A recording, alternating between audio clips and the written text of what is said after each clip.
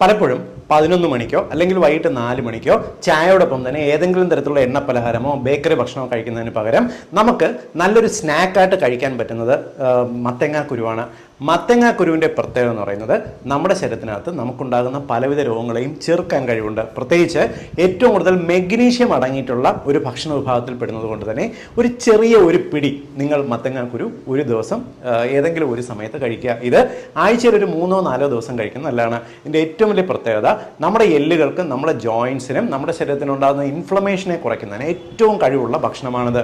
ഇത് തന്നെ നമ്മുടെ ശരീരത്തിൽ നീർക്കെട്ട്, നമ്മുടെ ശരീരത്തിലുണ്ടാകുന്ന പലവിധത്തിലുള്ള ഇൻഫ്ലമേഷൻ കുറയ്ക്കും.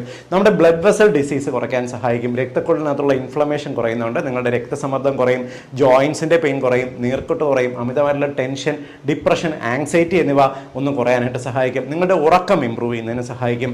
ഒരുപാട് പേർക്ക് ഇൻഫർമേഷൻ ഉപകാരപ്പെടും. എല്ലാവർക്കും വേണ്ടി ഒന്ന് ഷെയർ ചെയ്തു.